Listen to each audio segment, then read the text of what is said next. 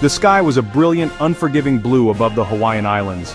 Inside Aloha Airlines Flight 243, passengers relaxed, enjoying a routine hop from Hilo to Honolulu.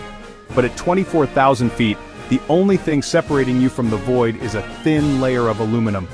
Suddenly a deafening crack shattered the calm, a sound like a gunshot.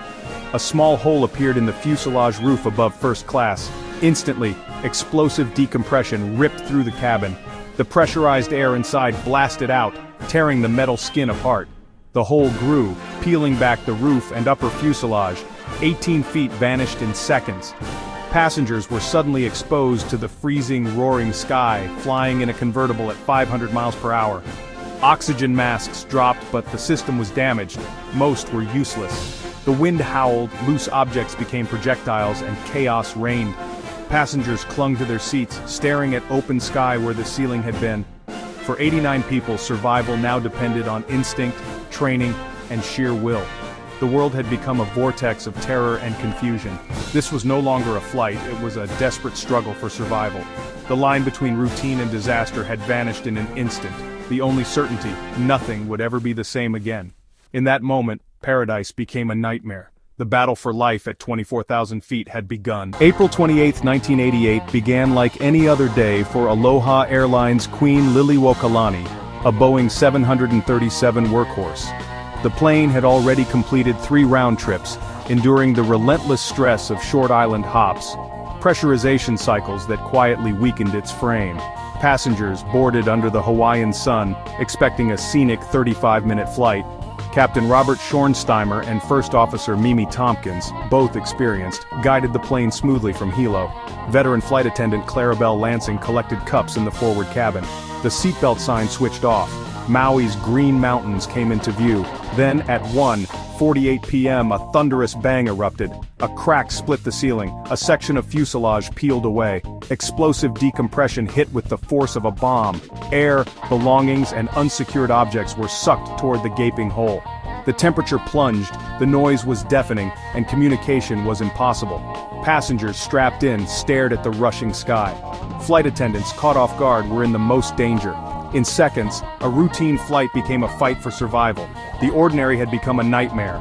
Every breath, every second was now a battle high above the Pacific. The unimaginable had happened. The damage was catastrophic. An 18-foot section of the upper fuselage was gone. Passengers in the front rows looked straight into the open sky. The plane's structure was barely holding together. The floor buckled, control cables flapped in the wind. Flight attendant Clarabelle Lansing was swept out instantly, her body never recovered. Others, like Michelle Honda and Jane Sato Tamita, were injured but clung to the floor, fighting to survive. Seatbelts saved many from being pulled out. The wind screamed, debris swirled, and oxygen masks dangled uselessly. Passengers gasped for air in the thin, freezing atmosphere. Amidst the chaos, people held on to each other, offering comfort and hope. The pilots fought to control a crippled, unstable aircraft. The left engine was damaged, the controls unreliable. Every maneuver risked tearing the plane apart. The challenge: bring a broken shell and 94 souls safely back to Earth. The odds were grim, but the fight was not over. Survival depended on every decision made in the next few minutes. In the cockpit, chaos erupted as the explosion tore off the door and exposed the pilots to the maelstrom. Captain Schornsteimer saw blue sky where the ceiling had been. The plane rolled wildly. Controls felt loose and unresponsive. First Officer Tompkins, flying at the time, fought to stabilize the aircraft.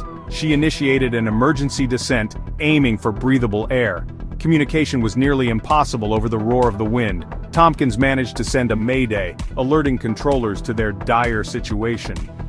The decision divert to Maui's Kahului Airport. The pilots didn't know if the plane would hold together or if the landing gear would work. They approached at a higher speed than normal, fearing a stall or collapse. With skill and teamwork, they guided the battered 737 toward the runway. The landing gear deployed. Tompkins brought the plane down smoothly, just 13 minutes after disaster struck. Relief swept over the survivors as the wheels touched down. Against all odds, they had made it. The ultimate test of skill and courage had been passed. The nightmare in the sky was finally over, but the story was just beginning. With survivors safe, investigators faced a haunting question. How could a plane's roof vanish mid-flight? The answer: metal fatigue. Decades of pressurization cycles had